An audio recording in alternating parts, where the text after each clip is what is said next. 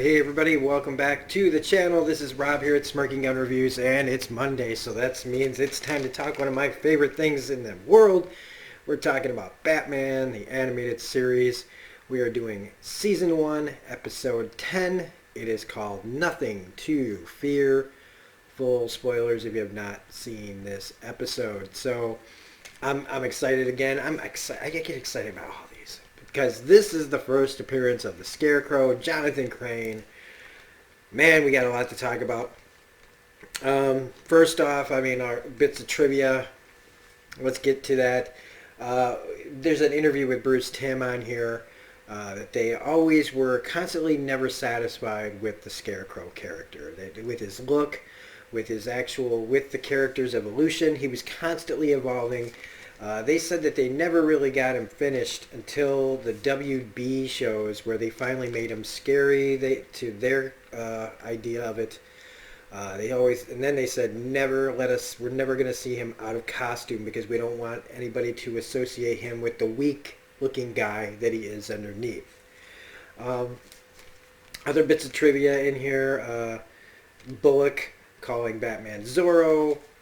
Zorro being, the Mask of Zorro being the movie that the Waynes saw the night that they were killed. More people reading Tiny Toons, which is again a connection to Bruce Timm and them. This is our first appearance of Thomas Wayne, voiced by Richard Mole. This is the last episode of Clive Revell as Alfred, who there's such a distinct difference between him and the other Efren Zimbalist Jr. That does Alfred on all the other episodes. This is also the first episode that deals with Batman's past and his parents. Everybody knows the story, but this is the first time that they kind of talk about it involving Batman's psyche and the psychology of the damage that was done to him. This also has the iconic "I am vengeance" line that Kevin Conroy apparently does at the starts of a lot of appearances at conventions. I didn't hear him say that when I saw him at Wizard World, but come on, after all the conventions, you probably get a little tired of doing it, right? Like, even he's got to have, do I got to do it again? But also, like they use later in Batman Begins, Scarecrow sees bats. Batman is like a giant bat when he gets dosed. Producers, including Tim, thought that this script was mediocre. Henry Gilroy was new. The writer to this was new to writing cartoons. He was an editor. So they brought other people in. They never really quite felt right about this one. Kind of like what I was saying earlier about how they were constantly evolving this character. Like they never felt like they got him completely right. And he is a hard character to do because they want to make him scary. But again, like, it's a kid's show, right? Or it's for kids, or for adults too, Also, Star Labs is on the back computer. Star Labs from The Flash, and, deals with that kind of stuff as Superman. Also, we've got to talk about our people in this episode, the people that are a little tip of the hat to some of the people that don't get talked about when we talk about Batman the Animated Series. Like I always say, we talk about Kevin's brilliance, we talk about Hamill's brilliance, the brilliance of Bruce Timm and all of them that put this all together. But these are a few people that don't get mentioned. And since they talked about that the writer of this was a former editor, we're going to talk about some story editors here, or some editors on the show. We got Al Breitenbach. He's worked on stuff from X-Men Evolution all the way to Hulk the TV series. Kelly Ann Foley, whose most recent stuff was DC's Superhero Girls, and a movie that I am so gonna fucking review now that I know that it exists. It's called Yogi Bear and the Magical Flight of the Spruce Goose. I looked it up. It's like Yogi Bear and all those other characters they get in Howard Hughes's giant plane, the Spruce Goose, and go on some adventures. I've got to see this. How the hell do you get Howard Hughes mixed up, like a mixed up story with them? And I'm sure Howard Hughes probably isn't, is it? But is he? Is he in it? I got to review this. And then Teresa, sorry, I don't want to get sidetracked. So expect that review, okay? It was one of those things where as soon as I saw it, I was like, man, I would love to review this with Brad Jones. Seriously. Um, and then there's Teresa Gilroy Nielsen, who's worked on stuff that one thing I've never heard of called Special Agent Oso, but all the way back to The Littles. The Littles was a show that was on when I was literally, no pun intended, a little kid. It was great. There were these little people that lived in like the fucking walls and stuff. It was great.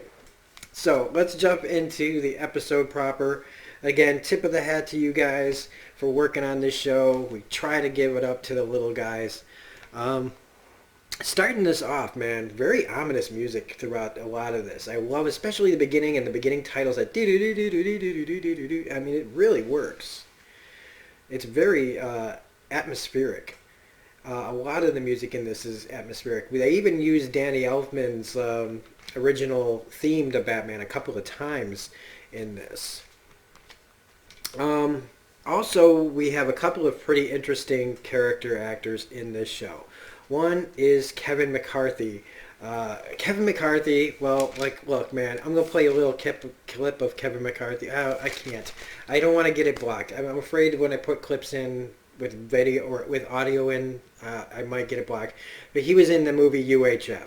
He was also in the classic Invasion of the Body Snatchers. He's the guy at the end who lives like yelling at the camera. Kevin McCarthy is a classic character actor. He's passed on now, of course, but it's been a while.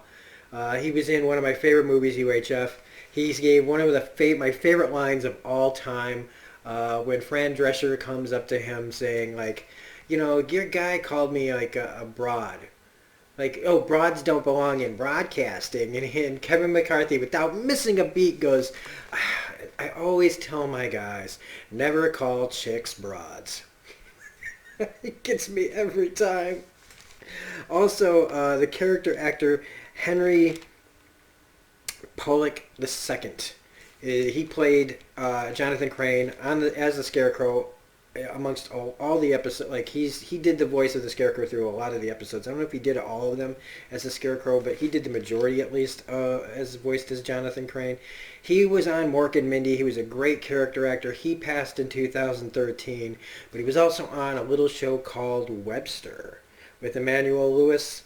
And he was like the comic relief guy. He was, well, not really comic relief. That was a comedy, but he was one of those guys. And he was like the,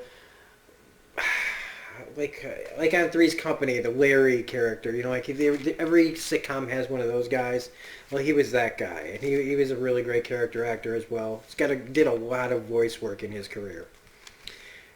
So, we're actually finally getting really into this episode. So, the University of Gotham, right, is having some really hard times. They even mention it, like they give some exposition from a couple of characters walking by, you know, that there's been a lot of robberies and vandalism, and that they're doing like a Save the University fundraisers. Right now there's like a book signing where Dr. Long, played by Kevin McCarthy, was signing the books for donations. And Summer Gleason is here to interview Dr. Long on the fly. And for some reason, Bruce is there. They don't explain why Bruce is at the university. They really don't. Just standing there literally waiting for the elevator. But he tries to talk to Dr. Long. He's like, oh, hey, Summer, how you doing? Dr. Long, how's it been? You know, I know you knew my father. And, you know, Dr. Long rips into Bruce Wayne, man. He's like, your father would be ashamed of what you've done to the company, and the name used to mean something, and now it doesn't. And he's like, for shame. And it's like, ouch. Like, it really cuts Bruce. Like, he's visibly like, oh, geez. Like, oh, my God. Like, it really affects him.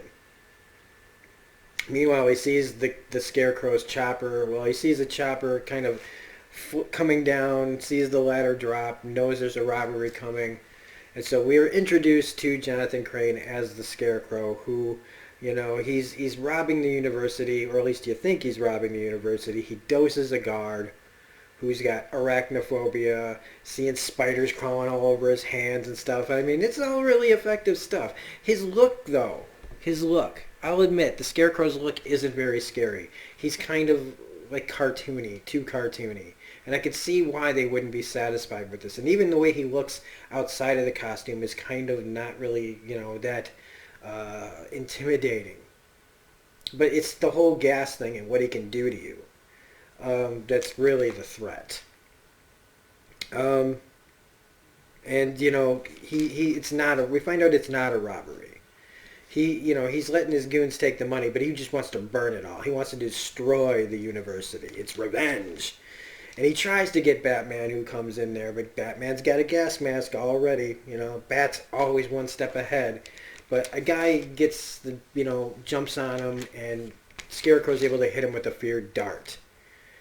And this is where he says this line where he's like, I am Fury incarnate. I am the terror of Gotham. I am the Scarecrow. So he's kind of laying claim to power over Batman right now. Like Batman's cowering in fear, freaking out a little bit. And he's using that fear toxin to kind of show his dominance right now. And it gets a callback when Bruce fights back, which is very interesting. And like I said, it's the thing that Conroy says at all the conventions.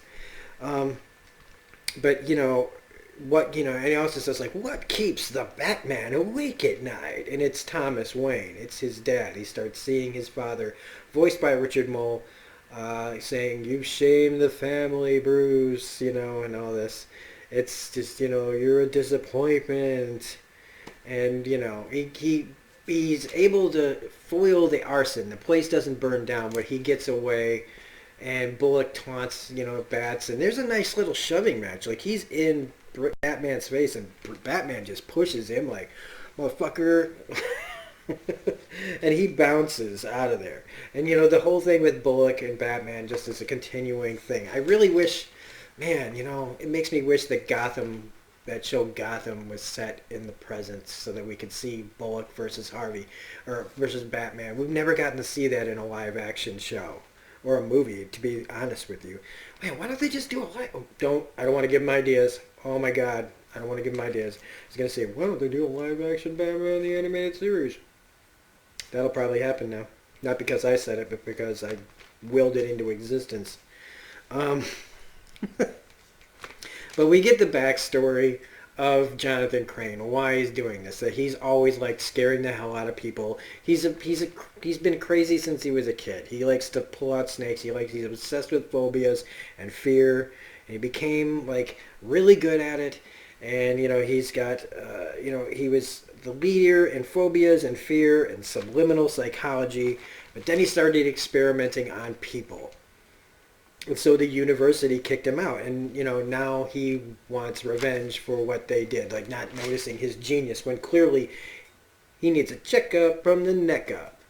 And I did like the line, though, that when it was Goons is wow, he's a real professor.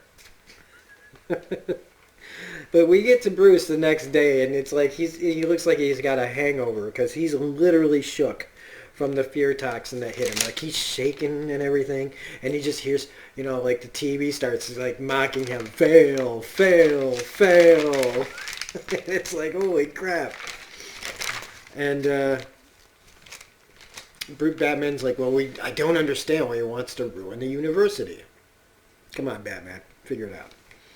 But, Alfred's got the line, perhaps he failed P.E., sir.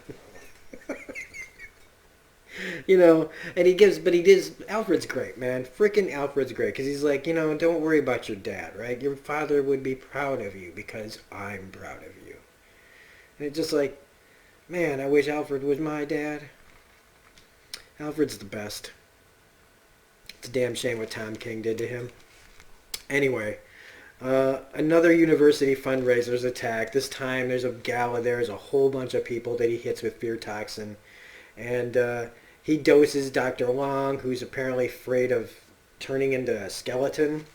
Or maybe, I guess that just means maybe he's afraid of death. I don't know. But the whole place is rampant with fear. And they start to... Batman comes in, the whole place starts to jump on him because it's time release toxin. So he's going through it. The whole place is going through it. It's chaos. and he's getting away on this Zeppelin. And that's the other thing I thought, and I've said it before, and it's not unknown to me, but man, there are a lot of blimps and Zeppelins used in Gotham City. The way that this whole show is about the modern versus the old Art Deco kind of thing, where it's like, man, those are not that movable. Like, if you want to get away, why'd you choose a blimp? Like, if you want to get a quick getaway, a Zeppelin might not be your first choice. But maybe there's just a whole lot of them. Maybe there's a sale on them somewhere. I don't know. But they have this fight that we're seeing here on the blimp.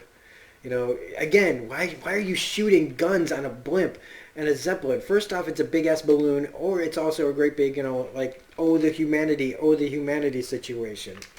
But no, it's going down, so apparently this one's not filled with, explosive, flammable gas.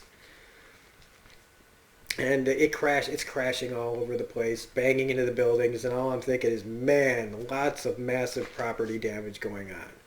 Like, lots of it.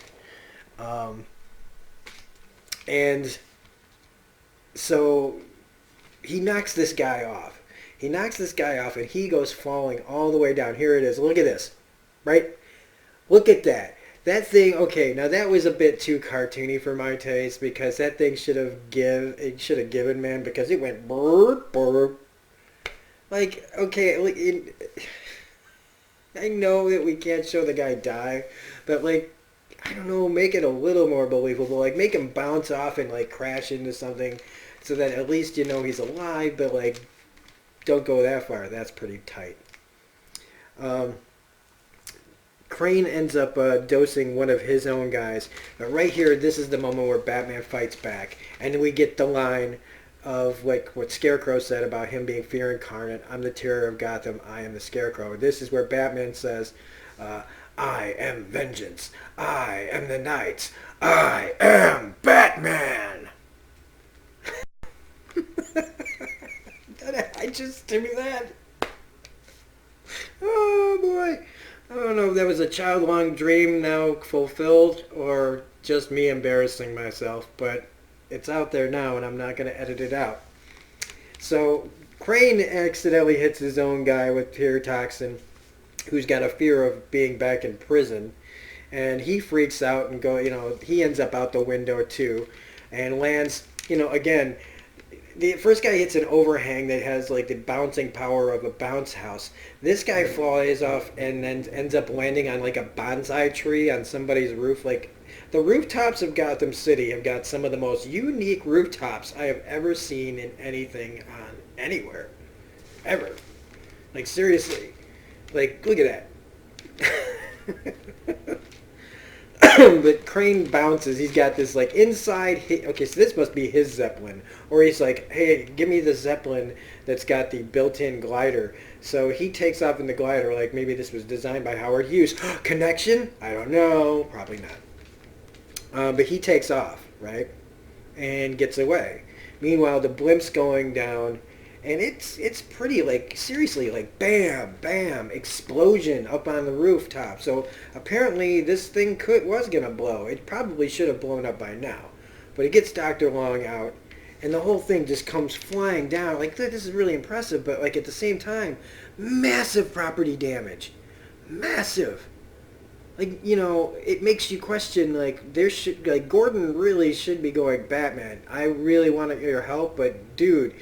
Blimps are falling from the sky. It's like, look out below. Like, how many people could have gotten killed? And all, people's apartments and stuff like that, they're just getting crashed apart. But he breaks down the Scarecrow mask. He gets an analysis of the gas that has the chemicals at the different places, and then he runs this is where we get the Star Labs little reference here.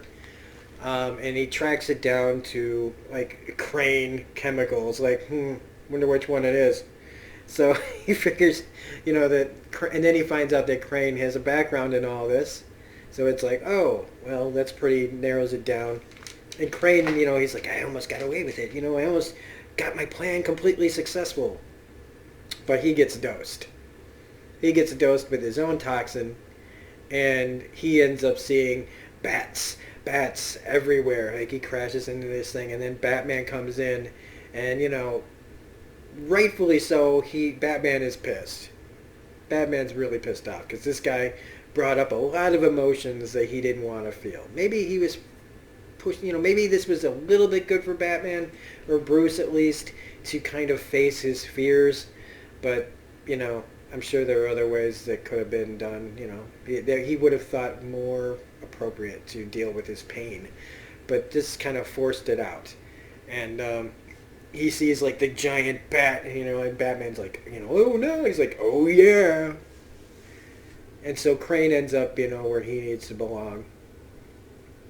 And Bruce, first off, Bullock tries to say that Batman and him are in cahoots and that he'd bet his badge on it. It's a nice little gag because Gordon's like, hey, why don't you look over there? Why don't you look right behind you, buddy? And there's, Crane, all strung up for him. And he's like, now about that badge. And I'm like, you got him!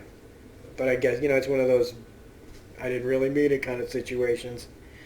And so Bruce...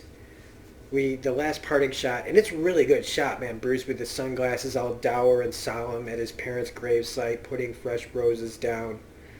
And he walks away, with the shadow of the bat behind him. He doesn't say a word. He's back there acknowledging this is where I came from and silently saying, I'm not going to fail you. I'm hoping I'm not failing you at least. And that's nothing to fear. Next week is Joker's Favor. We will be back with that. A lot of fun talking about these episodes. I hope you guys enjoy talking about them. I fucking love talking about Batman the Animated Series.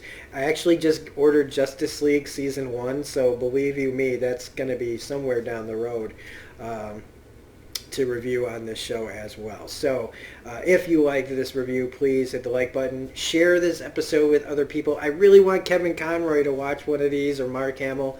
Maybe they could share these and spread the word, because that would blow this up. Because I really want more people to see these, because I just have such a good time talking about them. Otherwise, you can find me on Twitter at reviews_gun. If you're not a subscriber, become a subscriber, all that jazz. Otherwise, this is Robin Smirking Gun Review saying we'll be back next week with more Batman, the Animated Series. Bye.